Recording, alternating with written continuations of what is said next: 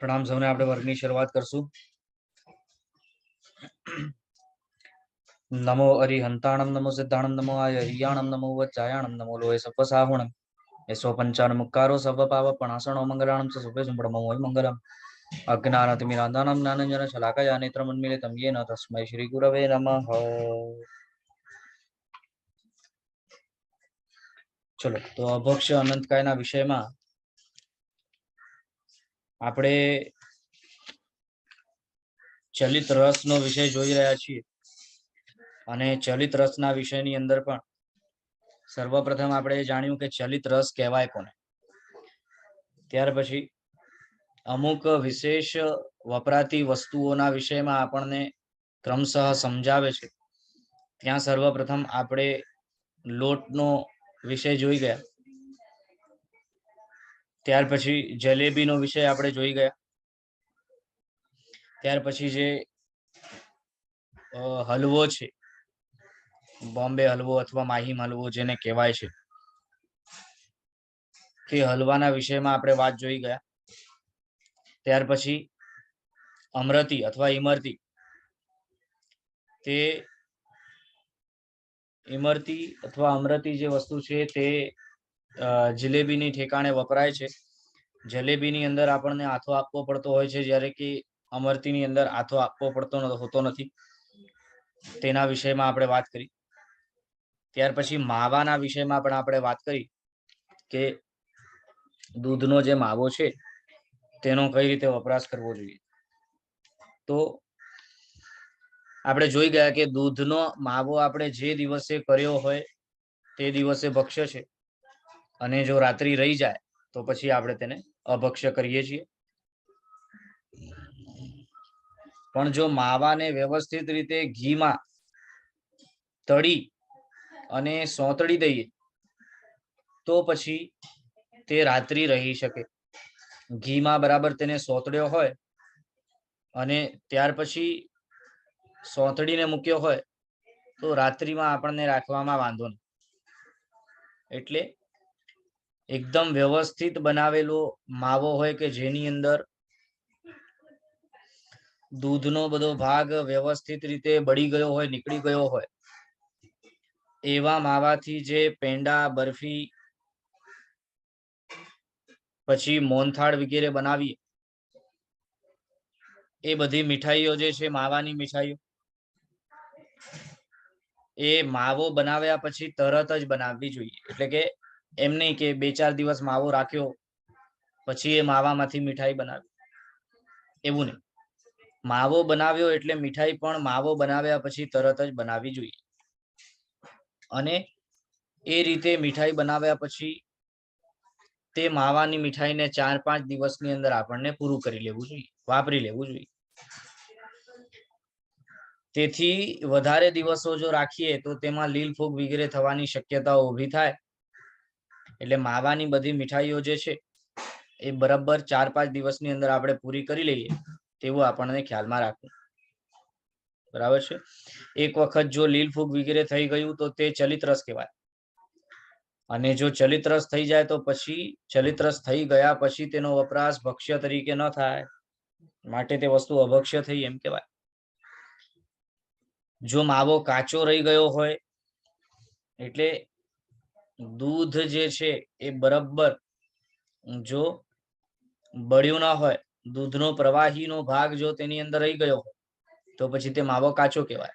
અને તેવા કાચા માવાની મીઠાઈઓ પણ બીજે દિવસે અભક્ષ્ય થાય। તે દિવસે બનાવીને તે જ દિવસે વાપરી લઈએ તો વાંધો નથી, પણ રાત રહી જાય તો પછી બીજે દિવસે વાસી થઈ જાય।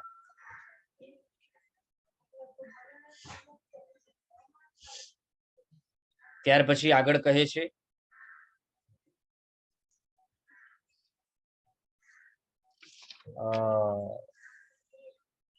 પેલી શું કહેવાય,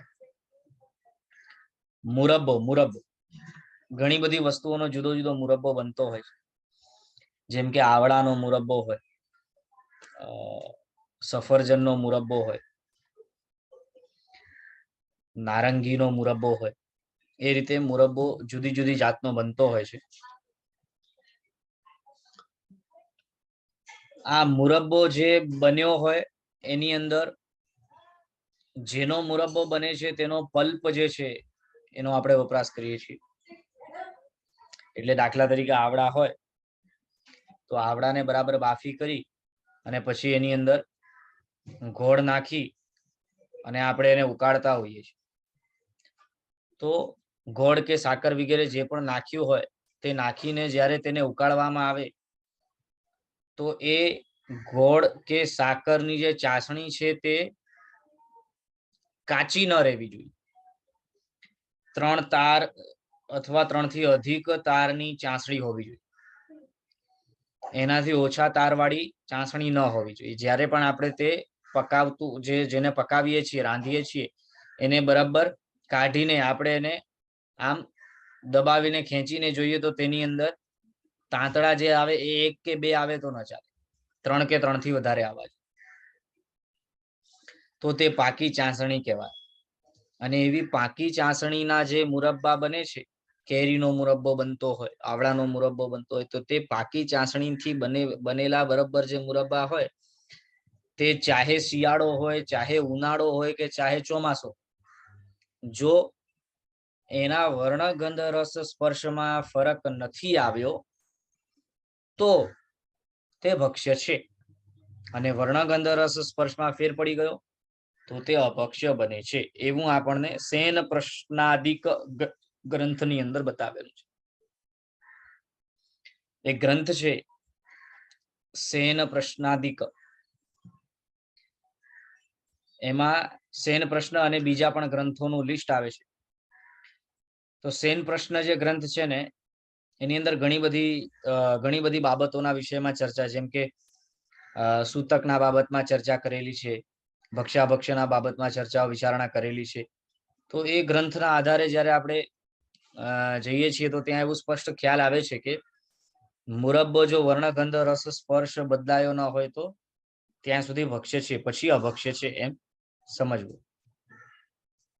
આ પણ જેમ મેં કહ્યું કે ચાસણી બરોબર પાકી હોવી જોઈએ, કાચી હોય તો નહીં ચાલે.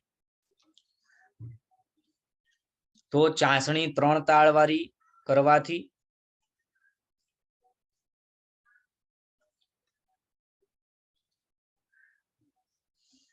બરાબર વ્યવસ્થિત મુરબ્બો તૈયાર થાય છે અને એ મુરબ્બો વ્યવસ્થિત રીતે વાપરી શકાય છે. પણ તેની અંદર છે ને આપણને એ વાત બરાબર ખાસ ધ્યાનમાં રાખવાની કહે છે કે જેમ અથાણા વિષયની બાબતમાં આપણે જોયું હતું ને કે ટકે વ્યવસ્થિત પાક આપીને બનાવેલો હોય, તડકો વગેરે આપીને બનાવેલો હોય તો અથાણું જેમ ટકે તેમ આ પણ ટકે, પણ વ્યવસ્થિત રીતે આપણને રાખવું જોઈએ.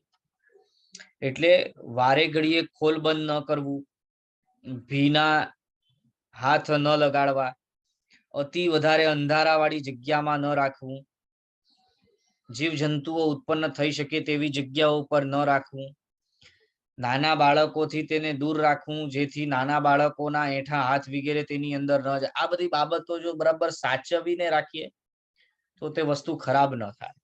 અને ખરાબ ન થાય તો ભક્ષ્ય છે, વર્ણગંધ રસ સ્પર્શ ન બદલાય ત્યાં સુધી ભક્ષ્ય ગણાય છે. તો એ બાબત આપણને ખાસ ઉપયોગ રાખવો જોઈએ કે જેમ આપણે અથાણાના વિષયમાં ઉપયોગ રાખીએ છીએ તેમ એ આ બાબતની અંદર પણ ઉપયોગ આપણને રાખવો જોઈએ. વળી મૂળ વાત એ છે ને કે અથાણા હોય, મુરબ્બો હોય, આ બધી વસ્તુઓ મોટે ભાગે સ્વાદને લક્ષ્યમાં રાખીને બનાવાતા હોય. હા, ચલો મુરબ્બો એક વાર આપણે એમ કહી શકીએ કે જુદી જુદી ઔષધિઓ વગેરે નાખીને બનાવતા હોય તો એ શારીરિક ક્ષમતાને વધારવા માટે અથવા અકબંધ રાખવા માટેની અપેક્ષાએ બનાવેલું હોય તો હજી વાંધો નથી. પણ જો સ્વાદની ખાતર આપણે બનાવતા હોઈએ કે સ્વાદ માટે તેનો ઉપયોગ લેતા હોઈએ તો પછી તે આપણા માટે યોગ્ય નથી, કેમ કે રસનેન્દ્રિયને આપણને કંટ્રોલમાં લેવાનું છે. અને અથાણા વગેરે આ બધું વાપરી કરીને રસનેન્દ્રિયને જો આપણે પોષણ આપીએ, જે રસનેન્દ્રિય માંગે તે બધું આપણે એને આપતા હોઈએ, આપતા રહીએ, પધરાવતા રહીએ તો પછી તે વધારે ને વધારે માંગે અને પછી ઈચ્છાઓ વિશેષ વધતી જાય તેથી વિકારો પણ શરીર મન વગેરેમાં વધતા જાય, તેથી શું થાય? દુર્ગતિમાં જવાય. માટે રસનેન્દ્રિયનો જય જ કરવા જેવો કહ્યો છે. તે બાબત આપણને ધ્યાનમાં રાખવી જોઈએ. ત્યાર પછી આગળ કહે છે સંભારો અથવા પાપડ અથવા તો સેવ વગેરે ગાંઠિયા વગેરે જે નાસ્તાઓ આપણે બનાવતા હોઈએ, અથવા તો ખીચિયા જે આપણે બનાવતા હોઈએ તેના બાબતમાં વાત કરે છે. સંભારો જે આપણે બનાવીએ છીએ તે સંભારાની અંદર જુઓ પાણીનો ભાગ હોય તો તે દિવસે બનાવેલો તે જ દિવસે વપરાય, એના પછી ન વાપરી શકીએ.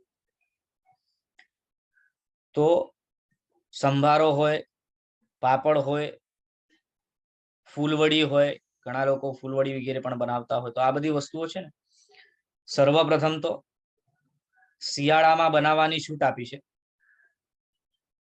અને ઉનાળામાં બનાવવાની છૂટ આપી છે. તે જ રીતે શિયાળામાં અને ઉનાળામાં વાપરવાની પણ છૂટ આપી છે, પરંતુ ચોમાસાની અંદર વાપરવાની ના પાડી છે. પાપડ હોય, ફૂલવડી હોય, આ બધી વસ્તુ. કેમ એવું? તો કહે છે કે ધાન્યથી બનતી આ જે વસ્તુઓ છે ને, એની અંદર લીલ ફૂગ લાગી જવાની બહુ વધારે સંભાવના હોય છે. એટલે જો શિયાળા દરમિયાન અથવા ઉનાળા દરમિયાન બનાવેલા પાપડ, ખીચિયા વગેરે હોય તો તે સમયે તમે શિયાળામાં ઉનાળામાં તેને શેકી કે તળીને વાપરી શકો છો. પરંતુ એટલું ખરું કે બનાવ્યા પછી પણ તેને લાંબો કાળ પ્રિઝર્વ કરીને નહીં રાખવાનો. કેમ કે ઘણાઓની આદત હોય છે એવી કે શિયાળામાં બનાવે, કારતક પૂનમ પછી જો બનાવે તો બનાવ્યા પછી છેક ઉનાળા સુધી કે ચોમાસું નજીક આવે ત્યાં સુધી તે જ વસ્તુ ચલાવે. તેવું નહીં કરવાનું. થોડું થોડું બનાવવાનું અને થોડું થોડું વાપરવાનું. એટલે કે બનાવીને વાપરી નાખવાનું, બનાવીને લોંગ ટર્મ રાખી મૂકીએ, ઘણા વખત સુધી રાખી મૂકીએ, તે યોગ્ય નથી. વળી ત્યાં એમ પણ કહે છે કે જો ચોમાસાની અંદર પણ ઘણા લોકો અષાઢમાં, હજી ચોમાસો લગભગ બેસવાનો છે, તે સમયે અષાઢમાં જો આ પાપડ વગેરે બનાવતા હોય ને, તો ત્યારે તેમને એ ખાસ ધ્યાન રાખવું પડતું હોય છે કે અષાઢમાં બનાવેલા પાપડ વગેરે હોય તો તેની અંદર વારે ઘડીએ તેને તડકો આપવો, વારે ઘડીએ તેની સાર સંભાળ લેવી, વારે ઘડીએ તેને જોવું, તેની ચેકિંગ કરવી, આ બધું કરવું પડતું હોય છે અને તે પ્રમાણે તેનો વપરાશ થાય. વળી અડદ વગેરે જે પાપડ છે તે શેકી લીધો તો શેક્યા બાદ તે દિવસે જ વપરાય, શેક્યા બાદ બીજે દિવસે વાસી થાય. અને જો તળ્યો હોય તો તળેલો ઘી કે તેલમાં તળ્યો હોય તો તે તળેલો પાપડ બીજા દિવસે પણ વાપરી શકાય. તો આ બાબતોમાં ખાસ આપણને ધ્યાન રાખવાનું છે કે અષાઢ સુદ એકમ થી કરીને પૂનમ સુધીમાં બનાવેલા હોય તો ખાવા માટે તેવા જો પાપડ વગેરે હોય તો તેનો તડકો વગેરે વારંવાર આપવો, વારંવાર તેની પ્રમાર્જના વગેરે કરવી, ફેરવવા વગેરે, એ રીતે તેનું ધ્યાન રાખવું. અને હજી એક બાબત તેના વિષયમાં એમ કહે છે કે સમજો કે કારતક એકમ થી કરીને કારતક પૂનમ, કારતક એકમ થી કરીને કારતક પૂનમ આ સમયની અંદર બનાવ્યા છે, તો હવે એનો કાળ કેટલો ગણવો? તો કહીએ ચોમાસા જેટલો ગણવો. કેમ કે શિયાળામાં આપણે છે ને 30 દિવસનો ગણીએ છીએ, અને મે બી પોસિબલ કે એકમ થી પૂનમ ની અંદર વરસાદ બંધ થઈ ગયો, વરસાદ નથી આવતો, છતાં પણ છે ને તેનો કાળ છે ને આપણને 15 દિવસનો ગણવો અને 15 દિવસની અંદર તેનો વપરાશ કરી લેવો. કારતક પૂનમ ની પછી બનાવેલા હોય તો પછી 30 દિવસનો આપણે કાળ ગણી શકીએ. ઉનાળાની અંદર પણ જુઓ, આપણે ચોમાસાની બરાબર પેલા જ બનાવ્યું હોય તો એમ સમજવાનું ત્યાં કે ભલે ઉનાળો છે, હજી ચોમાસો આવ્યો નથી, ઉનાળો જ છે, પણ ઉનાળો ચોમાસાની નજીકનો ઉનાળો છે, તો પછી તે સમય છે ને આપણને ધ્યાન રાખવું કે તેનો કાળ છે ને ચોમાસાની અપેક્ષાએ ગણવો. કેમ કે બનાવ્યું છે ભલે ઉનાળામાં, પણ વાપરવાનું છે ચોમાસાની નજીક, તો એવું શક્ય બને કે તેમાં લીલ ફૂગ વગેરે લાગવાની સંભાવનાઓ ઊભી થાય. માટે તે બાબતમાં આપણને ખ્યાલ રાખવું કે આ જે સેવ, પાપડ વગેરે આપણે બનાવતા હોય, ફરસાણમાં પણ છે ને ઘણી બધી વસ્તુ, એક તો છે ને હમણાં એવું ચલણ થઈ ગયું છે કે ફરસાણની અંદર આપણે બજારમાંથી જ ફરસાણ વેચાતો લઈએ છીએ. સેવ ને ખાખરા ને પાત્રા ને ગાંઠિયા ને બધી વસ્તુઓ બજારમાંથી લેતા આવીએ છીએ. તો ચાહે તળેલું ફરસાણ ભલે વધારે ટકતો હોય, શિયાળામાં 30 દિવસનો કાળ છે, ઉનાળામાં 20 દિવસનો કાળ છે, બરાબર છે, પણ સર્વપ્રથમ તો બજારમાં જે મળતો ફરસાણ છે, સેવ છે, ગાંઠિયા છે, શક્કરપારા છે, આ છે, તે છે, આ બધી વસ્તુઓ છે ને ક્યારે બનાવવામાં આવ્યા છે આપણને ખબર નથી. હા ઠીક છે, એની ઉપર મેન્યુફેક્ચરિંગ ડેટ લખેલી છે, બરાબર છે, વસ્તુ બનાવી હોય તેના ઉપર મેન્યુફેક્ચરિંગ ડેટ લખેલી હોય, બરાબર છે, પરંતુ કઈ કંપની મેન્યુફેક્ચરિંગ ડેટ ક્યારની છાપે છે, બરાબર છાપે છે કે નથી છાપતી, એના ઉપરનો આપણને કોઈ ભરોસો આંખ બંધ કરીને રાખી શકીએ તેવું તો હોતું નથી. બીજા નંબરમાં તેમનો જે આ બધી ફરસાણ વગેરે વસ્તુઓ બનાવવા માટે જે વપરાશ થાય છે વસ્તુઓનો, એ બધી વસ્તુઓમાં તેમને કોઈ પણ ઝેણાનો કોઈ કારણ બનતું નથી. એકી સાથે ગુણીઓની ગુણીઓ તેઓ સાથે ઠલાવે, સાથે ખાલી કરે.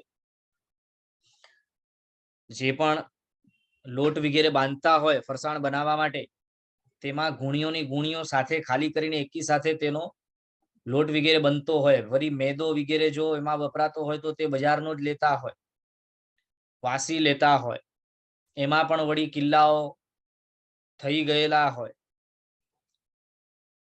જુદા જુદા પ્રકારના જીવોની ઉત્પત્તિ થઈ ગયેલી હોય, એટલે બજારમાં આ બધી વસ્તુઓ મળતી છતાં આપણને લેવાની નથી. ઘરમાં ફરસાણ બનાવવાનું કહે છે. અને જૂના જમાનામાં જ્યાં સુધી મને ખ્યાલ છે, જ્યાં સંયુક્ત પરિવારો બરાબર અકબંધ હતા, ત્યાં છે ને આવું બધું શક્ય બનતું હતું અને વ્યવસ્થિત રીતે ઘરમાં જ બનાવતા. પૌવાનો ચેવડો હોય, સેવ હોય, ગાંઠિયા હોય, ચકરી હોય, ફૂલવડી, આ બધી વસ્તુઓ છે ને ઘરે બનાવતા. પાપડ હોય, ખીચિયા હોય, આ બધી વસ્તુઓ ઘરે બનતી અને વ્યવસ્થિત રીતે તેને ઉપયોગપૂર્વક, જૈણાપૂર્વક બનાવતા. પણ ધીરે ધીરે આ બધી બાબતો ખતમ થવા માંડી અને બજારમાં આ બધી વસ્તુઓનો વપરાશ, વેચાણ, વ્યાપાર વધતો ગયો છે. આ કઈ રીતે બન્યું? આપણે ડિમાન્ડ ઊભી કરી છે. જો આપણે ડિમાન્ડ ઊભી ન કરી હોય તો બજારમાં તે વેચાતું વગેરે મળે તેવું શક્ય ન બને. ડિમાન્ડ આપણે ઊભી કરી છે એટલે સપ્લાય છે, તો તે ડિમાન્ડ આપણે ઊભી કરી હોય તો આપણે તેમાંથી બાકાત થઈ જવાનું, આપણે તેમાંથી બહાર નીકળી જવાનું. તે ડિમાન્ડમાં આપણો ઇન્વોલ્વમેન્ટ ન હોવો જોઈએ. અને ચોમાસાની અંદર તો પાપડ એમે અભક્ષ્ય જ બતાવેલો છે. ચોમાસાની અંદર પાપડ વાપરવાનો ના હોય. આ તે જ દિવસે સવારમાં તમે લોટ બાંધો, તે જ દિવસે સૂકવો, તે જ દિવસે વાપરી લો તો ઠીક છે, પણ તેવું શક્ય ક્યાં બને છે? કેમ કે એમે ચોમાસામાં તડકો ક્યાં હોય, એટલે વ્યવસ્થિત રીતે સુકાય, સવારમાં બનાવો, બપોર સુધી કે બરાબર 3-4 વાગ્યા સુધી સુકાઈ જાય, પછી તમે સાંજમાં વાપરો, આવું તો શક્ય બનવાનું નથી. એટલે ચોમાસામાં ના પાડી કે પાપડ વાપરવાનું. ચલો, અચ્છા, બીજી વસ્તુ એમાં આપણને ખાસ ખ્યાલ રાખવાની એ છે કે આપણે પાપડ સેવ વગેરેનો લોટ બનાવતા હોઈએ તો એ સૂર્યોદયની પછી જ આપણને બનાવવાનું શરૂ કરવાનું છે. સૂર્યોદયથી પછી બનાવવાનું શરૂ કરવાનું અને એકદમ એને બરાબર સુકવવાનું તડકામાં, એકદમ મજબૂત તડકો મળવો જોઈએ. એ રીતે આપણને હવે છે ને શહેરોમાં જો આ બધું શક્ય બનતું નથી, કેમ કે એક તો ફ્લેટ સિસ્ટમ આવી ગઈ અને ઘરની અંદર તડકાઓ આવે તેવું બનતું નથી. અને ઘરની અંદર તડકા આવે તો એ સુકવવાની શક્યતાઓ હોય નહીં. પહેલાના જમાનામાં એક માળાના કે બે માળાના ઘર હોય, ઉપર છત હોય, છત ઉપર વ્યવસ્થિત સૂકવી શકે, તડકો ખુલ્લો હોય આખી જગ્યા હોય એટલે તડકો વ્યવસ્થિત આવે તેવું બધું શક્ય હતું અને માટે તેઓ શક્ય હતું તેથી તેઓ કરતા હતા. વળી બિલ્ડિંગોની અંદર પેલા નાની બિલ્ડિંગો 2-3 માળાની કે બહુ તો 4 માળાની બિલ્ડિંગ હોય તો તેમની અગાસીઓ પણ વ્યવસ્થિત હતી. એટલે તે સમયે શહેરોની અંદર પણ અગાસીઓમાં બેનો સુકવતી હતી વસ્તુ, પણ હવે તો તેવું એ શક્ય બનતું. એટલે હવે બધાને એમ્યુનિટીઝ જોઈએ છે, પરમાત્માની આજ્ઞા કોઈને જોઈતી નથી. તો આ બધી બાબતો ખાસ આપણને અહીં બતાવેલી છે, સમજાવેલી છે.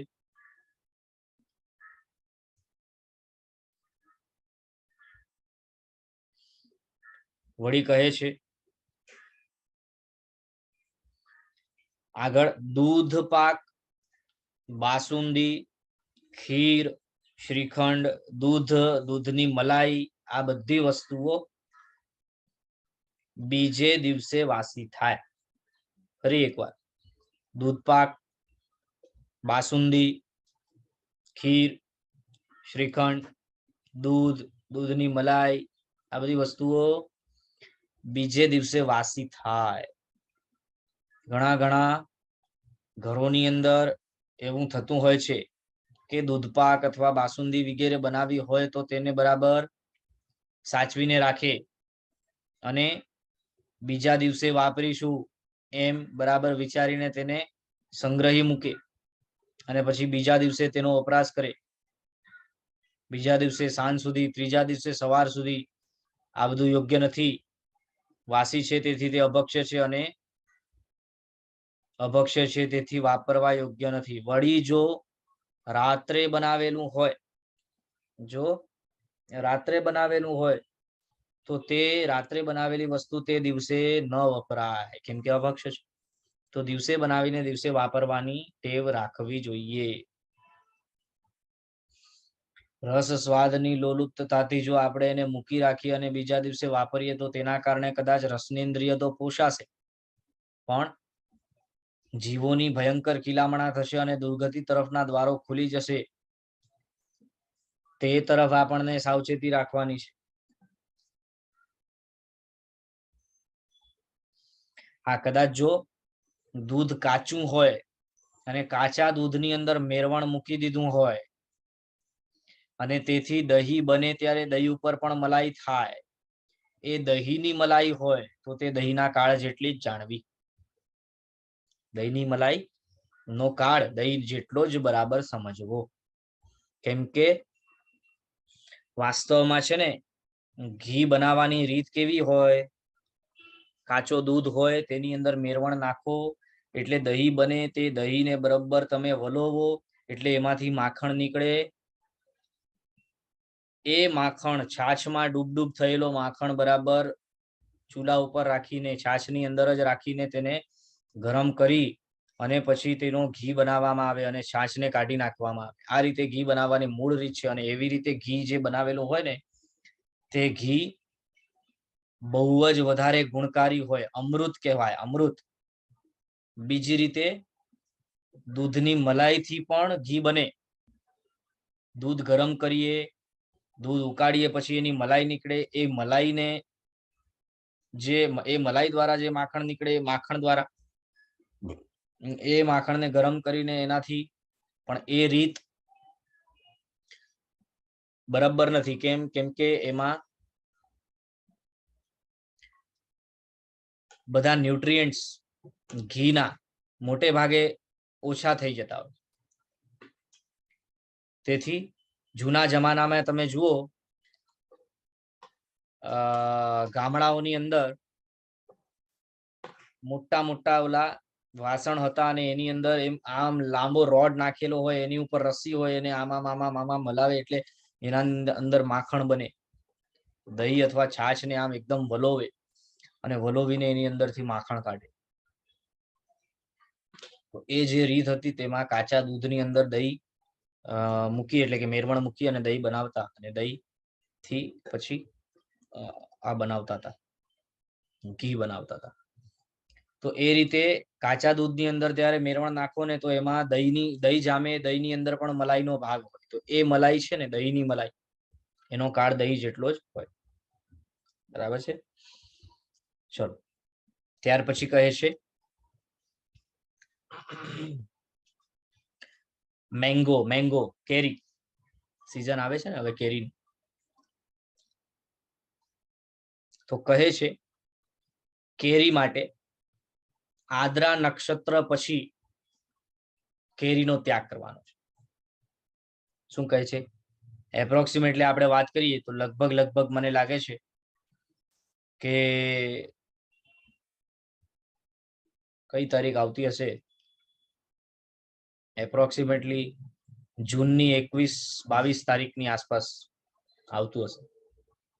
તો જૂનની 21-22 તારીખથી મેંગો નો ત્યાગ થાય છે. તો કેરી, મેંગો, જુદા જુદા પ્રકારના ઘણા બધા મેંગોઝ મળે છે.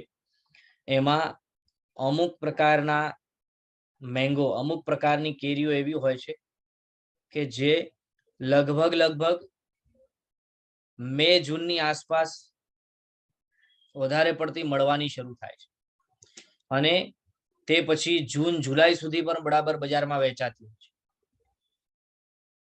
તો એ બાબતમાં આપણને ખાસ ત્યાં કહ્યું છે કે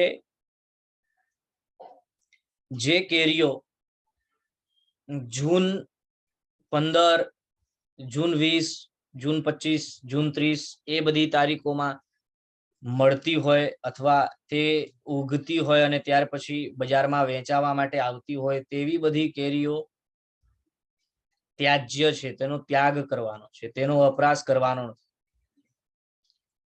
જે એનાથી પહેલા બજારમાં આવી ગયેલી હોય અને બજારમાં વેચાતી હોય તેવી કેરીઓ આપણને વાપરવાની છૂટ છે. એમાં પણ વળી ખાસ એટલું કહ્યું છે કે કેરીનો રસ જો બનાવીએ તો તે કેરીનો રસ તે દિવસે વાપરી જવા. એમાં દૂધ વગેરે નાખ્યો હોય, વળી જો કાચો દૂધ નાખ્યો હોય તો તેની સાથે દ્વિદળની સંભાવના ઊભી થાય, તે તરફ આપણને સાવચેતી રાખવી જોઈએ. આદ્રા નક્ષત્ર બેસે ત્યાર પછી જો કેરી હોય કે કેરીનો રસ હોય તે બધું અભક્ષ્ય બને છે. બીજા નંબરમાં કહે છે દાગીવાળી, ગંધાઈ ગયેલી, સડેલી, ઉતરી ગયેલી જો કેરીઓ હોય તો તે સીઝન હોય છતાં અભક્ષ્ય થઈ જવાની શક્યતા, અંદરમાં જીવાત ઉત્પન્ન થઈ જવાની શક્યતાઓ હોય, તેથી તેનો વપરાશ ન કરો. વળી કેરીની બાબતમાં એ ખાસ સૂચવે છે કે ઘણાઓને આખી કેરી દબાવીને તેની અંદરમાં રહેલો રસ ડાયરેક્ટલી ચૂસવાની આદત, બરાબર, કેરી ચૂસવાની આદત હોય. તો એ કેરીને આ રીતે ચૂસીને ખાવાની ટેવ તદ્દન ખોટી છે. કેમ કે તે કેરીની અંદર જો સડન હોય, કીડાઓ લાગેલા હોય, આપણને ખબર ન પડે અને તે ત્યાં જ અંદર જ દબાઈ જાય, અંદર જ ચુમડાઈ જાય, સડન પણ અંદર જ રહી જાય અને તે બધું આપણા પેટમાં જાય. જો એ રીતે ચૂસીને લેવાની આદત હોય તો, ખાવાની આદત હોય તો તે તદ્દન ખોટી વાત છે. તે આદત બિલકુલ જ ઉપયોગમાં લેવા જેવી નથી.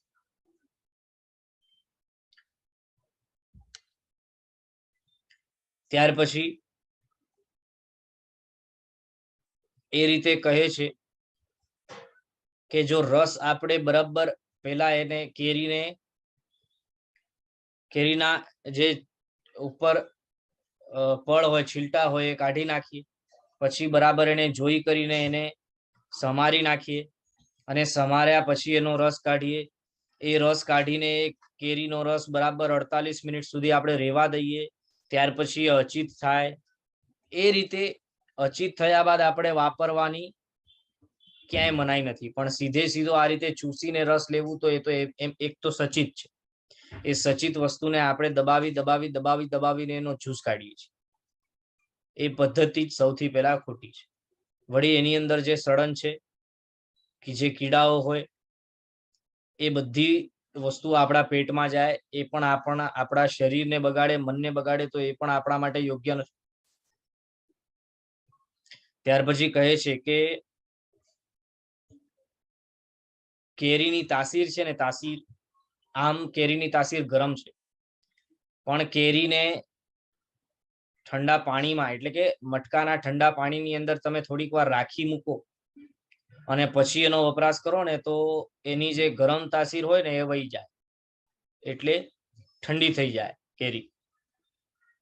તો આ રીતે પાણીની અંદર થોડીક વખત રાખ્યા પછી તેનો વપરાશ કરવો હોય તો તે તાસીર બદલાઈ જાય, અને એ રીતે તમે કેરીને વાપરો તો તમને તે ગરમ પણ ન લાગે. આદ્રા નક્ષત્રથી અવશ્ય તેનો ત્યાગ કરવાનો છે, કેમ કે ત્યારબાદ જે ક્ષેત્રમાં જે કેરીઓ થાય છે તે બધી કેરીઓને અભક્ષ્ય જ ગણવામાં આવી છે. તેની બાબતમાં ખાસ એ બતાવે છે કે અમુક એવા દેશો છે કે જે દેશોની અંદર કેરીઓ તે સીઝન નીકળી ગયા પછી થતી હોય, ઘણી બધી કેરીઓ જૂન જુલાઈની આસપાસ થતી હોય, તો અન્ય દેશોની માટે પણ છે ને કોઈ વિવક્ષા જુદા કાળની આ શાસ્ત્રોની અંદર કરેલી નથી. તેથી અનુમાન એવો લગાડી શકીએ છીએ કે કેરી માટે બધા ઠેકાણે બધા દેશોની અંદર કાળ તો એક જ બતાવ્યો છે. એટલે પછી ચાહે તે કેરીઓ જુદા દેશોમાં આદ્રા નક્ષત્રની આસપાસ કે એના પછી ઉત્પન્ન થતી હોય તો એનો વપરાશ કરી શકીએ, એવું ક્યાંય છૂટ પ્રાપ્ત થતી નથી. એટલે એમ જ સમજવું કે તેના માટે પણ જે ભારતની અપેક્ષાએ આપણને સમય મર્યાદા, કાળ મર્યાદા બતાવેલી છે, તે કાળ મર્યાદાનો જ આપણને ધ્યાનમાં રાખીને ઉપયોગ કરવાનો છે.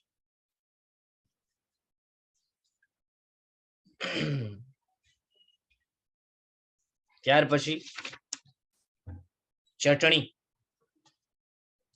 શેની વાત કરે છે? ચટણીની વાત કરે. ચટણી તો ચટણીની બાબતમાં જો જુદી જુદી જાતની ચટણીઓ બનતી હોય છે. કોથમીરની ચટણી બને, ફુદીનાની ચટણી બને, લોકો શિમલા મિર્ચીની પણ ચટણી બનાવે. પાલક અનંતકાય છે, તેથી પાલક અને પાલકની ચટણી વગેરે આપણને ખપે નહીં, એ અભક્ષ્ય છે. પણ ચટણી માટે ખાસ આપણને કીધું છે કે કોથમીર ફુદીનાની ચટણીમાં પાણીનો ભાગ ન હોય, કોથમીર પણ ધોઈને પછી સૂકવી દીધી હોય, કોથમીર ધોયા પછી વ્યવસ્થિત સૂકવી દીધી હોય કે જ્યાં પાણીનો એક પણ ટીપો ન હોય, એ રીતે સુકાયેલી કોથમીર જો તમે તે કોથમીર વાપરીને ચટણી બનાવતા, તેની અંદર લીંબુનો રસ મૂક્યો હોય, પણ તેને મિક્સીમાં ફેરવવા માટે પાણી નહીં, લીંબુનો જ્યુસ, નમક, સાકર, એ બધી વસ્તુઓ મૂકી હોય, અને એક પણ કોઈ પણ ધાન ન મૂક્યું હોય એની અંદર, જેમ કે ઘણાઓને આદત હોય કે દાળિયા વગેરે નાખે, તો એ રીતે બીજી કોઈ પણ વસ્તુ ન નાખેલી હોય, માત્ર કોથમીર હોય, ફુદીનો હોય, લીંબુ હોય, નમક હોય, આ બધી વસ્તુઓ, મીઠું, આ બધી વસ્તુઓ હોય, તો એ રીતે બનાવેલી ચટણી જ્યાં ખટાશનો વપરાશ કરેલો હોય, તે 3 દિવસ સુધી વાપરી શકાય, ત્યાર પછી અભક્ષ્ય થાય. પણ જો એની અંદર દાળિયા કે બીજી કોઈ વસ્તુ ધાન તરીકે નાખેલી હોય, કોઈ પણ આ રીતે લોટ વગેરે કે કંઈ પણ વસ્તુ નાખેલી હોય, તો પછી તે જ દિવસે તે વાપરી શકાય, બીજા દિવસે અભક્ષ્ય થાય. એટલે તેનો વપરાશ તે જ દિવસે કરી લેવો જોઈએ, તેવી વાત ચટણી માટે કરેલી છે. હા, એવું અમુક ગ્રંથોની અંદર આવે છે કે એ જ દિવસે બનાવેલી ચટણીને બરાબર તડકો વ્યવસ્થિત રીતે આપેલો હોય તો બીજા દિવસે કલ્પે છે. પણ એવું આપણને શા માટે કરવું છે? એ રીતે કરવાની જરૂર નથી. એના કરતા ખટાશ નાખીને બનાવેલી કોઈ પણ ધાન્ય વિનાની ચટણી હોય તો ચાલે. ના, પીનટ પણ નહીં ચાલે, કોઈ વસ્તુ નહીં. નહીં દાળિયા, નહીં કોઈ બીજી દાળ, નથી કોઈ લોટ, નથી કોઈ પીનટ કઈ નહીં, કોઈ વસ્તુ નાખવાની નહીં.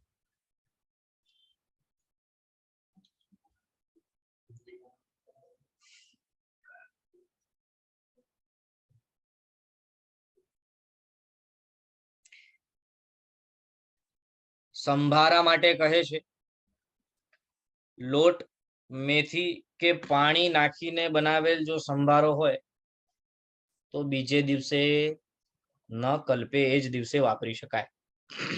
સંભારો જે છે લોટ, મેથી કે પાણી નાખીને બનાવેલો હોય તો પછી તે દિવસે વાપરી શકાય, બીજા દિવસે વાપરાય નહીં. હવે જો સંભારાની બાબતમાં મને બહુ ખ્યાલ નથી કે કઈ રીતે બનાવવામાં આવે છે. મેથીના કુરિયા વગેરે નાખીને બનાવવામાં આવે છે, પણ મેં ક્યારે બનાવ્યું નથી, એટલે મને પોતાને એક્ઝેક્ટલી ખ્યાલ નથી કે એક્ઝેક્ટલી કઈ રીતે બનાવે છે. પણ અહીં શાસ્ત્રોમાં એવું બતાવ્યું છે કે ભાઈ પાણી, મેથી કે પછી લોટ વાપરીને બનાવેલો હોય સંભારો તો એ બીજા દિવસે અભક્ષ્ય કહેવાય છે, બીજા દિવસે વાસી થાય છે.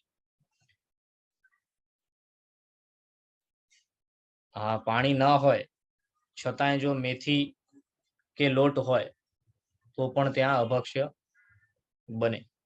કેમ કે લોટ છે ને એટલે બીજા દિવસે અભક્ષ્ય બનશે, અને મેથી છે ને તો એ મેથી પણ વાસી થાય છે. એટલે આ ત્રણેય વસ્તુ માટે આપણને એમ કહ્યું છે. તો મે બી પોસિબલ, મને એવું લાગે છે કે આ ત્રણેયમાંથી કોઈ પણ વસ્તુ હોય તો બીજે દિવસે વાસી થાય છે.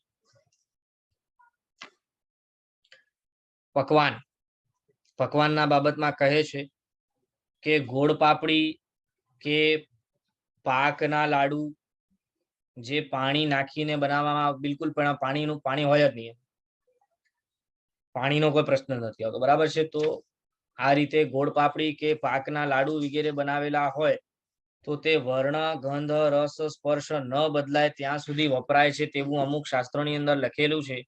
પણ છતાંય આપણે તેની કાળ મર્યાદા બરાબર જે પકવાનની બીજી મીઠાઈઓ વગેરેની કાળ મર્યાદા બતાવેલી છે એ રીતે આપણને તેને લેવું જોઈએ. માવાની મીઠાઈઓ નહીં, જે બીજી મીઠાઈઓ આપણે બનાવીએ છીએ, જે શિયાળાની અંદર 30 દિવસ, ઉનાળાની અંદર 20 દિવસ અને ચોમાસામાં 15 દિવસ ચાલે છે, તે રીતે બીજી મીઠાઈઓ કે પકવાનનો જે કાળ છે તે રીતે તેનો કાળ પકડવાનો.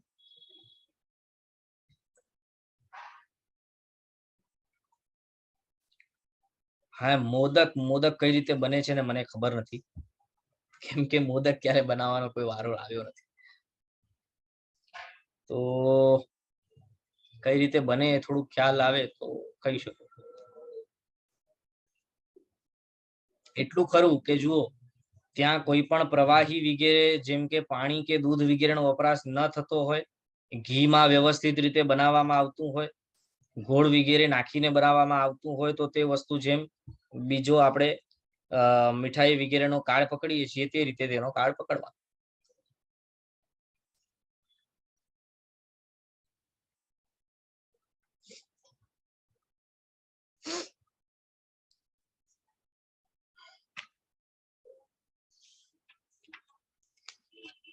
વળી મેં તમને એમ કહ્યું ને કે મીઠાઈનું કાળમાં આપણને છે ને ઓછામાં ઓછું ખ્યાલમાં રાખવાનું, હંમેશા ઓછામાં ઓછું ખ્યાલમાં રાખવાનું. એટલે શું કે ચોમાસાની નજીકમાં વપરાય તે સમયે જો મીઠાઈઓ બનાવેલી હોય ઉનાળામાં પણ તો તેનો 15 દિવસનો જ કાળ પકડો, 20 દિવસનો નહીં પકડવાનો. અને શિયાળો નજીકમાં આવવાનો હોય તે સમયમાં પણ હજી ચોમાસાની નજીકનો બનાવેલો હોય તો 15 દિવસનો જ કાળ પકડવાનો, 30 દિવસનો નહીં પકડવાનો. જેમ આપણે પેલા પાપડ વગેરેમાં, ખીચિયા વગેરેમાં આપણે સમજ્યા હતા તે રીતે અહીં પણ આપણને સમજવાનું. કેમ કે તે રીતે જો આપણે વર્તીએ ને તો એમાં દોષ લાગવાનો સંભવ એકદમ નેગ્લિજિબલ છે. મયુરી બેન બોલો. પ્રણામ સર.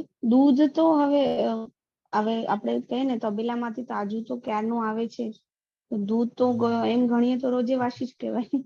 બરાબર છે. હવે જુઓ, પેલા સમયમાં ગાયો હતી ત્યારે આપણે તાજું દૂધ પી શકતા હતા. હવે તો સવારમાં સર્વપ્રથમ તો ભેંસનું કે ગાયનું દૂધ જે મેળવે એ લોકો સવારમાં એ સાંજે પહોંચે, અને સાંજે પહોંચ્યા બાદ પણ બીજા દિવસે જો આપણે લઈએ તો એમે વાસી જ છે. તો એટલે દૂધ આ તો બધી નથી બાબતોમાં ગણતરી થતી દૂધની. આ દૂધની એ જ મેઇન, ફક્ત દૂધ, ઘણી બધી ચીજોમાં એટલે શું દૂધ કરવાનું થાય છે. એમાં શું કરવાનું, શક્ય હોય ને તો આજુબાજુમાં નજીકમાં રહેલા દેશી ગાયના તબેલાઓ વગેરે તમને ખ્યાલમાં હોય ત્યાંથી મંગાવવા, જેથી શું થાય કે તેમને તેઓ છે ને તે તમને સવારમાં મેળવીને સવારે આપી જાય, કે સાંજે મેળવીને સાંજે આપી જાય. બરાબર. તો એ રીતે જો હોય, કદાચ સમજો આપણને 5-25 રૂપિયા મોંઘું પડે એવું બની શકે,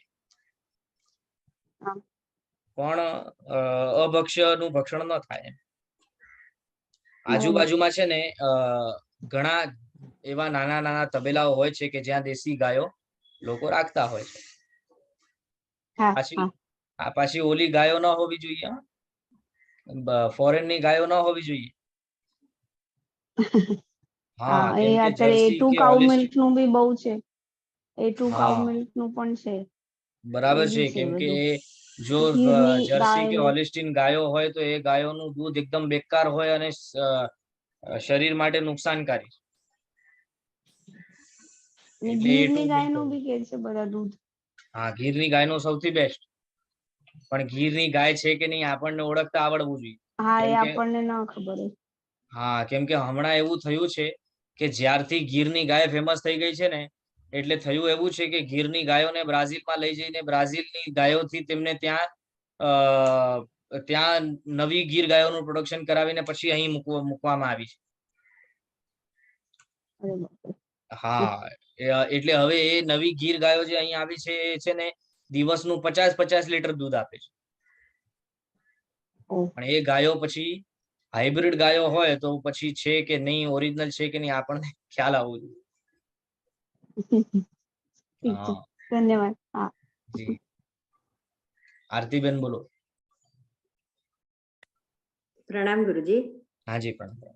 કોથમીરની ચટણીની બાબતમાં આપણે કીધું તો એમાં જો પાણી નાખેલું હોય તો સચકાંડમાં ના એ જ દિવસે કલ્પે બરોબર છે, પણ એકાશના ને બ્યાસનામાં એનો કાળ શું, એટલે 48 મિનિટ પછી કલ્પે કે કાચું પાણી નાખવાનું કે પાકું પાણી નાખવાનું?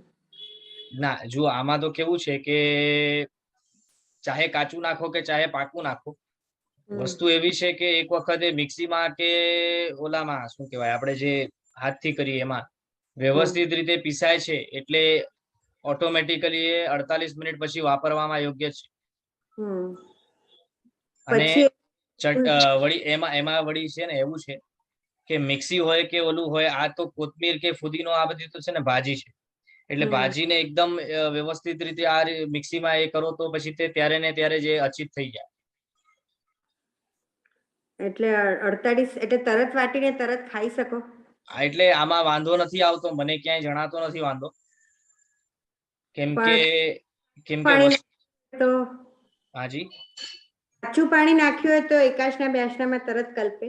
એમાં એવું છે ને કે પાણી નાખ્યું હોય ને છતાંય પાણી માટે વનસ્પતિ એ શત્રુની જેમ કહેવાય, કેમ કે એકેન્દ્રિય એકબીજા, જેટલા પણ એકેન્દ્રિય છે ને એકબીજા માટે શત્રુ છે, શસ્ત્ર છે, અને જેવું એકબીજામાં ભળે ને એટલે એમની હિંસા ચાલુ થઈ જાય.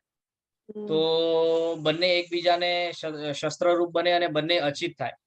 વળી આપણે એને મિક્સીમાં ફેરવીએ છીએ, પણ એવું જો શક્ય બનતું હોય છે, જો મિક્સીમાં કરે કે વાટીને કરે ને તો પણ એવું શક્ય બનતું હોય છે કે ક્યારેક ક્યાંક જાડા દાણાઓ રહી જાય.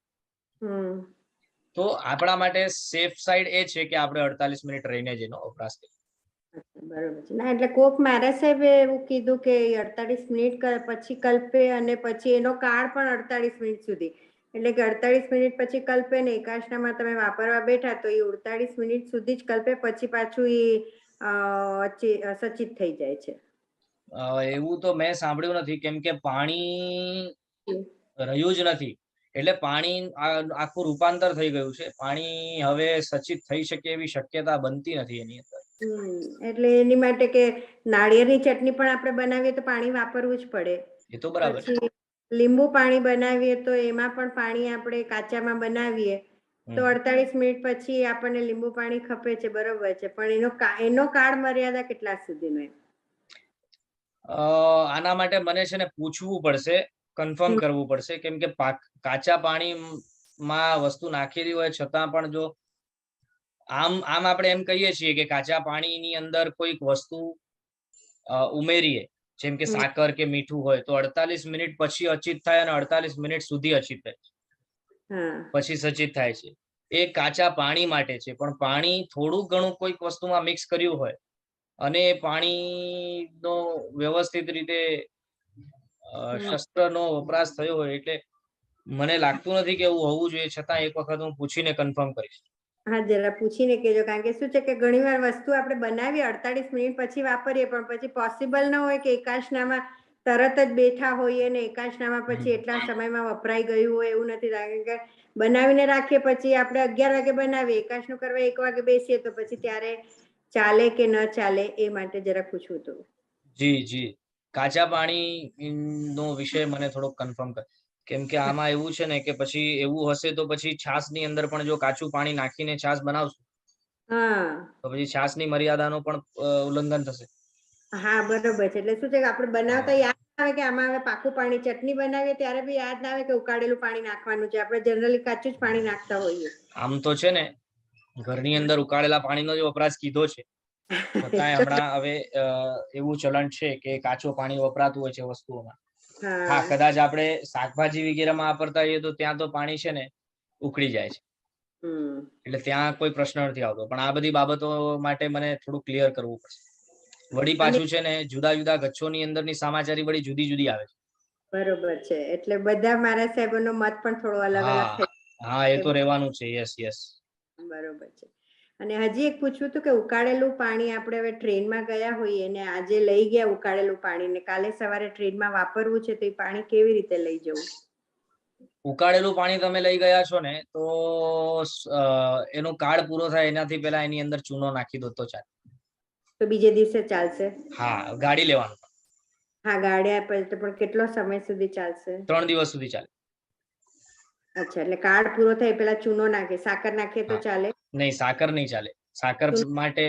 સાકર માટે તો એ 48 મિનિટ સુધી અચિત રહેશે, પાણી પાછું સચિત થઈ જશે. બરાબર, ઓકે. હા, એટલું એમાં ખાસ ધ્યાન રાખવાનું એ છે કે ટ્રેન વગેરેની મુસાફરી કરતા હોઈએ ને તો પાણી સતત છે ને હલતું હોય, સતત. અને જે વસ્તુ સતત હલ્યા કરે ને એની અંદર જીવોત્પત્તિ ન થાય. બરોબર છે. તો કાચું પાણી પણ લઈ ગયા હોઈએ, એને ગાળીને એની અંદર સાકર નાખ્યું હોય અને 48 મિનિટ પછી એ અચિત થાય અને અચિત થયા પછી જો એ ટ્રેનની અંદર છે અને કન્ટિન્યુ હલે છે તો એ સચિત થવાનું શક્ય નથી. છતાં પણ આપણે કાળ મર્યાદાની અપેક્ષાએ એનો વપરાશ કરતા હોઈએ છીએ. પણ અપેક્ષાએ કોઈકને વાપરવું હોય તો ચાલે, એમાં વાંધો ના આવે. અચ્છા, એટલે કાચા પાણીમાં સાકર નાખીને 48 મિનિટ પછી તમે પી શકો છો? હા, યસ. પણ આહાર થાય.